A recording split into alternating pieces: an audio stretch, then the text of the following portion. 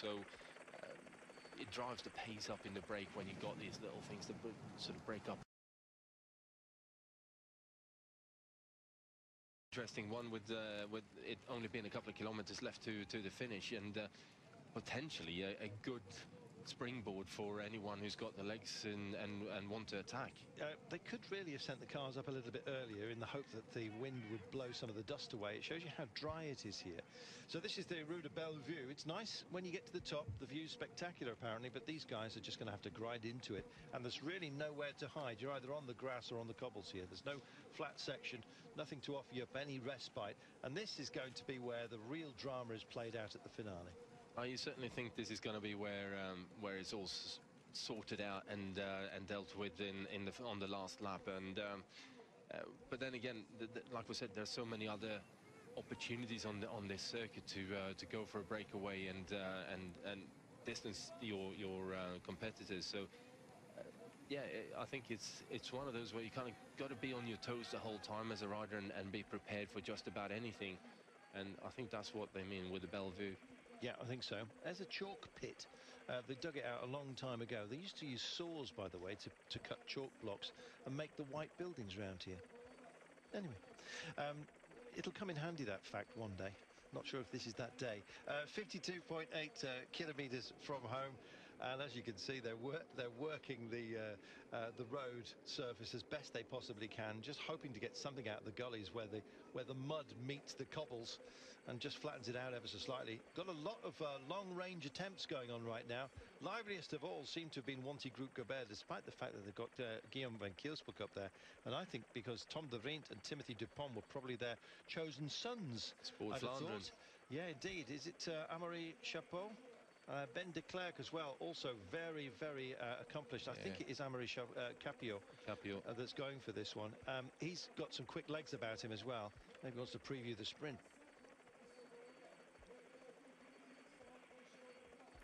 Well, they're just coming by an aggregate store, as you can see, where the chalk that was dug out of that pit has been ground up. He's kicking up some dust as well to those further back. Oh, and the camera bikes in all kinds of bother. That's how rough that surface is. Yeah, it is a pretty bad section, but I'm not sure that what the idea is there from Capio, whether it's too big a gap to bridge on his own, and he's not really getting any response from anyone else in the bunch either, so he's just going to land himself in no man's land and end up having to spend a lot of energy for no real benefit. Well, at least you get a preview of the finish, because we're, after having made the turn past those cobbles and the little aggregate plant, we're just coming home now. It's not terribly technical on the approach, Magnus. It could end up being a proper sprint for the line. Yeah, it is quite a big road that you're coming in on, and like I said, it's reasonably flat, and then it just starts dragging up towards the finish line, and it's a difficult one to get the gearing right, because it's not your biggest gear possible. You kind of gonna have to select the right gearing before you start the sprint, and actually be very, very patient with it, and just launched that last 150 meters or so to the line. That's where you'll make the difference. Amaury Capio, you know, he had a terrible year last year after looking lively in 2016. Got himself injured almost as a constant. As soon as he was coming back, he'd hurt himself again. He is a fast man, and I'm glad to see him up there. I'd marked him up before we actually came to air for Sport Vlaanderen. Yeah, I think he would be their chosen son, and I wish him the best. The way you come back from injury is almost as important as you avoid it, I think. Well, the funny thing is, you as a rider, you tend to go through these spells where you just don't seem to be able to stay on your bike. It doesn't matter what you do, you always get dragged into the crashes, and most of the time they're not through no fault of your own that you end up in them. You sit in the right places, you do the right things, and somehow riders crash somewhere on the other side of the road, and the domino effect that means that you get dragged into it.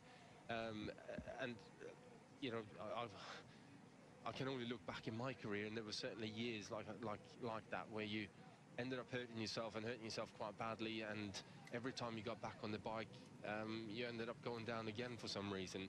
But then all of a sudden that stops, you find the right path, and you seem to avoid every single crash there is, and you go through maybe 2 or 3 years where you don't even get anywhere near crashing, and Like I said, it's just a funny way that this sport works. Nicky Terpstra up here with Philippe Gilbert. What a great team Quick-Step Floors sent.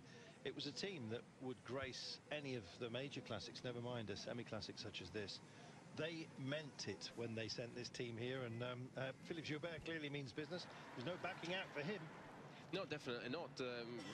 Any time you pin a number on as a bike rider, you tend to want to do the best that you possibly can, either for your team or for yourself. And Quick-Step was certainly here with a view of winning this bike race, and so far they put themselves in a very good position. It's just a question of whether they can, over the next 50 kilometers, hold on and stay clear of that charging peloton.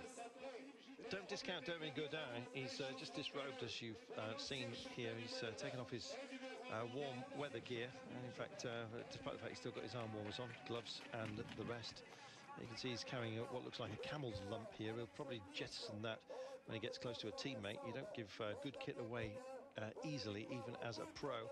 But he won the Trobro Leon last year and has been on great form as they cross the line with 2 laps remaining. Nice to hear the throat of Daniel Manjon still being exercised here. He does the Napoleon Cup line calling. I think he's retired more times than status quo. But yeah, he's still rocking the podium, isn't he? Yeah, I don't think he can retire. He loves the sport. He loves his job, and he seems to be at more bike races than most of the riders are. So yeah, it's great to hear his voice, and certainly one of those things that whenever you go to bike race in any French-speaking part of the world, you end up hearing his voice. Yeah, it's a mixture of licorice and tobacco. I do like the licorice. yeah, exactly. Thing of the past that, but nonetheless, very distinctive, rattly voice that has graced so much. In fact, it's the background sound to the Tour de France, apart from anything else, isn't it? Yeah. Although that seems to have ebbed now. He backed out, I think, of doing the Grand Tour. Just too much for him. But he's in his mid to late 70s now, so he's been around since any of us can remember. I'm sure he called you home as well, Magnus. He certainly did, more than one time. Great to hear that booming voice, and great as well to see that. Was that Travis McCabe who's just coming off the front for United Healthcare, just to have a dig in for the boys in blue. So much blue around here as well. Jonas van Genekten just caught sight of him likewise, looking lively for Vital Concept. And so 2 laps remaining. We're going to take ourselves a brief break, and we'll be back here in the sunshine of Les Samines after this.